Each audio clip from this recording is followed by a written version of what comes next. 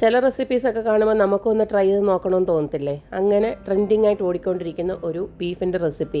എന്തായാലും ഞാനും ഒന്ന് ട്രൈ ചെയ്ത് നോക്കി. സംഭവം കിടിലമാണ് ഈ ഒരു ബീഫ് റെസിപ്പി. അപ്പോൾ നമുക്ക് ഈ ഒരു സ്പെഷ്യൽ ബീഫ് റെസിപ്പി എങ്ങനെയാണ് ഉണ്ടാക്കുന്നതെന്ന് നോക്കിയിട്ട് വരാം.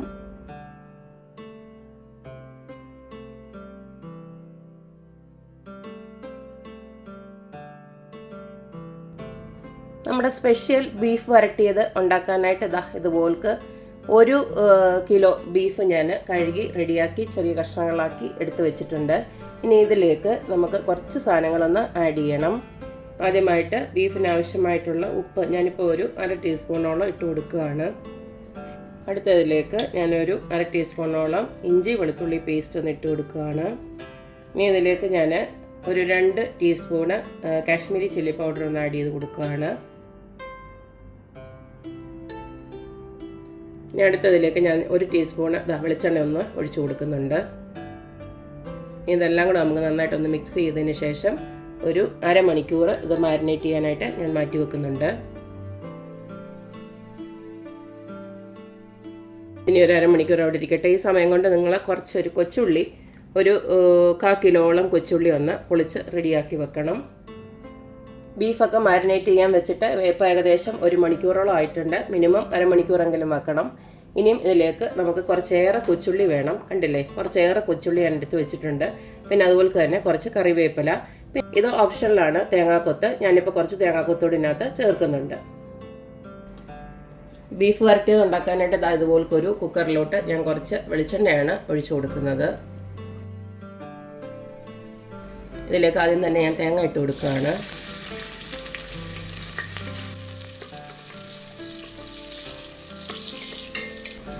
ഇതിലേക്ക് ഒരു 1/4 ടീസ്പൂണ് ഉപ്പ് ചേർത്ത് കൊടുക്കുന്നുണ്ട്. അതുപോലെ തന്നെ ഒരു 1/4 ടീസ്പൂണോളം മഞ്ഞൾപ്പൊടി കൂടെ ചേർത്ത് കൊടുക്കുന്നുണ്ട്.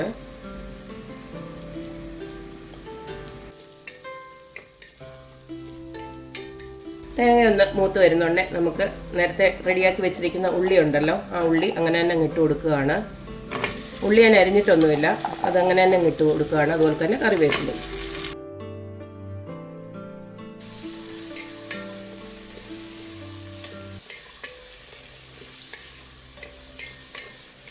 ഉള്ളിയും ബാക്കി നമ്മളിട്ട് കൊടുത്ത കറിവേപ്പിലയും അതുപോലെ തന്നെ തേങ്ങാക്കൊത്തും ഒക്കെ ഇതുപോലെ നന്നായിട്ടൊന്ന് വാടി വന്നിട്ടുണ്ട്. ഈ സമയം നമുക്ക് കുറച്ച് മുളക് ഞാനിവിടെ ക്രഷ് ചെയ്ത് വെച്ചിട്ടുണ്ട്. അല്ലെങ്കിൽ നിങ്ങൾക്ക് ചില്ലി ഫ്ലേക്സ് ആയിട്ടാണെങ്കിൽ അങ്ങനെ വേണമെങ്കിലും എടുക്കാം. ഞാനൊരു 10-12 കാശ്മീരി ചില്ലിയാണ് ഇതുപോലെ ക്രഷ് ചെയ്ത് വെച്ചിരിക്കുന്നത്. അതിങ്ങോട്ട് ഇട്ട് കൊടുക്കുകയാണ്. ഇതിനകത്ത് നമ്മൾ വേറെ പൊടികൾ ഒന്നും ഇട്ട് കൊടുക്കുന്നില്ല. മല്ലിപ്പൊടിയോ പിന്നെ വേറെ പൊടികൾ, മസാലപ്പൊടികളോ ഒന്നും ഇട്ട് കൊടുക്കുന്നില്ല. ഇത് മാത്രമാണ് ഇട്ട് കൊടുക്കുന്നത്. അപ്പോൾ ഇതങ്ങനെ ഇട്ട് കൊടുത്തിട്ടുണ്ട്.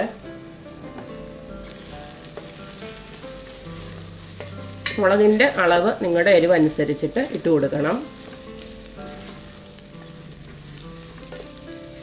ആ മുളകും ഒന്ന് ഇട്ട് ഇതുപോലൊന്ന് വഴറ്റിയതിന് ശേഷം നമുക്ക് ആ മാരിനേറ്റ് ചെയ്തിരിക്കുന്ന ബീഫ് ഉണ്ടല്ലോ അതങ്ങോട്ട് ഇട്ട് കൊടുക്കാം.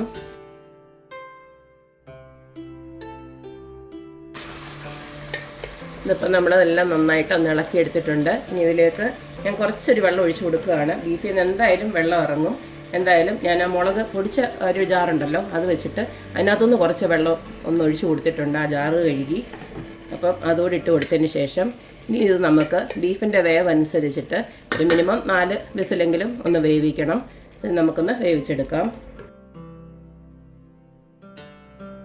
ബീഫ് ഇതുപോലൊക്കെ ഞാൻ ഒരു പ്രഷറൊക്കെ കൊടുത്ത് ഇതുപോലൊക്കെ വേവിച്ചു. അത് കഴിഞ്ഞപ്പോൾ പ്രഷറൊക്കെ പോയതിന് ശേഷം ഇത്രയും വെള്ളമുണ്ട്. നമ്മൾ കൂടുതൽ വെള്ളമൊന്നും ഒഴിച്ചു കൊടുത്തില്ല, ഒരു നുള്ളോളം വെള്ളം ഒഴിച്ചു കൊടുത്തിട്ടുണ്ട്. എന്നിട്ടും ഇത്രയും വെള്ളം ഇറങ്ങിയിട്ടുണ്ട്. ഇനി നമുക്കിതിനെ ഒന്ന് വറ്റിച്ചെടുക്കണം. വേറെ ഒരു പാനിലോട്ട് മാറ്റിയിട്ട് ഞാനൊന്ന് വറ്റിച്ചെടുക്കാൻ പോവാണ്, അല്ലെങ്കിൽ കൂടുതൽ അങ്ങ് വെന്ത് പോവും. അപ്പോൾ ഞാൻ ഇനി അതൊന്ന് പാനിലോട്ട് മാറ്റുവാണ്. അപ്പോൾ ബീഫ് ഞാനിതുപോലൊക്കെ ഒരു പാനിലോട്ട് മാറ്റി കൊടുത്തിട്ടുണ്ട്. ഇതിനെ ഇച്ചിരി തീ കൂട്ടി വെച്ചിട്ട് ഇതിൻ്റെ വെള്ളം ഒന്ന് വറ്റിച്ചെടുക്കാൻ വേണ്ടിയിട്ടാണ്. ചാറ് വേണ്ടവർക്ക് ഈ ഒരു രീതിയിൽ തന്നെ ഉപയോഗിക്കാം, കുഴപ്പമൊന്നുമില്ല. ഞാനും ആദ്യമായിട്ടാണ് ഇങ്ങനെ രീതിയിൽ ഉണ്ടാക്കുന്നത്.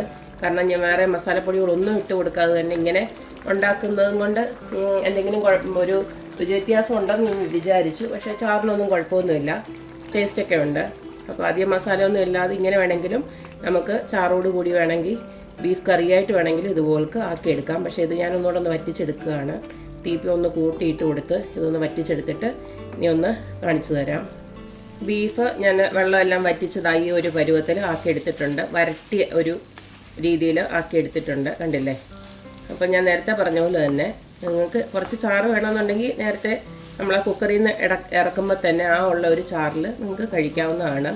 പക്ഷെ എനിക്കെന്തോ ഒരു മസാലപ്പൊടിയുടെ ഒരു കുറവ് തോന്നിക്കുന്നുണ്ട്. അതുകൊണ്ട് ബാക്കിയൊന്നും കുഴപ്പമൊന്നുമില്ല, രുചിയൊന്നും കുഴപ്പമില്ല. പക്ഷെ നമുക്കെന്തായാലും ഒരു നോർമൽ ഒരു ബീഫിൻ്റെ രുചി നമ്മുടെ മനസ്സിലുണ്ട്. അപ്പോൾ ആ ഒരു രുചി എത്തണമെങ്കിൽ നമുക്ക് എന്തായാലും കുറച്ച് ഗരം മസാല ഞാൻ എന്തായാലും ഇട്ട് കൊടുക്കുകയാണ്.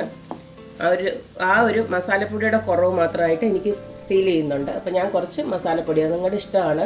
നിങ്ങൾ ഇത്രയും ആക്കിയതിന് ശേഷം ഒന്ന് രുചിച്ച് നോക്കുക. നിങ്ങൾക്ക് ആ മസാലപ്പൊടിയുടെ രുചി വേണമെന്നുണ്ടെങ്കിൽ മാത്രം മസാലപ്പൊടി അന്നേരം ഇട്ട് കൊടുത്തേച്ചാൽ മതി. ഞാനിപ്പോൾ 1 ടീസ്പൂണ് ഗരം മസാല ഇട്ട് കൊടുത്തിട്ടുണ്ട്. ഇനി ഇതോടെ ഇട്ടൊന്ന് നമുക്ക് ഇളക്കി ഒന്നുകൂടെ വറ്റിച്ചെടുക്കാം. അപ്പം നമ്മൾ ഇട്ട് കൊടുത്ത ഉള്ളിയൊക്കെ ഇതിനകത്ത് അങ്ങ് വെന്ത് ചേർന്നിട്ടുണ്ട്. അതുപോലെ തന്നെ ആ മുളകിൻ്റെ ആ ഒരു രുചിയും മുന്നിൽ നിൽക്കുന്നുണ്ട്. ചില്ലി ഫ്ലേക്സ് ആണല്ലോ നമ്മൾ ഇതിനകത്ത് മെയിനായിട്ട് ഇട്ട് കൊടുത്തിരിക്കുന്നത്. വേറെ മല്ലിപ്പൊടിയോ വേറെ ഒന്നും നമ്മൾ ഇട്ട് കൊടുത്തിട്ടില്ല. അപ്പോൾ അതിൻ്റെ ഒരു മണം എന്തായാലും മുന്നിൽ നിൽപ്പുണ്ട്. ഇതിലേക്ക് അവസാനമായിട്ട് ഞാൻ കുറച്ച് കറിവേപ്പില, ഒരു 2-3 പച്ചമുളക് കൂടെ ചേർക്കുകയാണ്.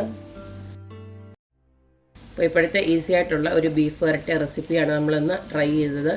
ഞാൻ നേരത്തെ പറഞ്ഞ പോലെ തന്നെ ആ ഒരു രുചി എന്തായാലും ആ മസാലപ്പൊടിയൊന്നും ഇടാത്തതിൻ്റെ ആയിട്ടുള്ള ആ ഒരു രുചിയാണ് ഇതിനകത്ത് വന്നിരിക്കുന്നത്. അപ്പം ലാസ്റ്റ് നിങ്ങൾക്ക് നോക്കിയിട്ട് വേണമെന്ന് വെച്ച് കഴിഞ്ഞാൽ ആ മസാലപ്പൊടി കുറച്ചൊന്ന് ഇട്ട് കൊടുക്കാം. മസാലപ്പൊടി ഇട്ട് കൊടുത്തതിന് ശേഷം ഒന്ന് രുചിച്ച് നോക്കുന്നുണ്ട് നമ്മുടെ സാധാരണ ഒരു ബീഫ് വരട്ടിൻ്റെ ഒക്കെ ടേസ്റ്റ് തന്നെ വരുന്നുണ്ട്. അപ്പം ഇത് ഒരു ഈസി മെത്തേഡാണ്, എല്ലാവർക്കും ഒന്ന് ട്രൈ ചെയ്ത് നോക്കാം. അപ്പോൾ എപ്പോഴും പറയുന്ന പോലെ തന്നെ എൻ്റെ റെസിപ്പീസ് ഇഷ്ടമുള്ള എല്ലാവരും please like, share and subscribe. അപ്പോൾ ഇനി ഒരു അടിപൊളി വീഡിയോ ആയിട്ട് വരുന്നവരേക്കും ബൈ.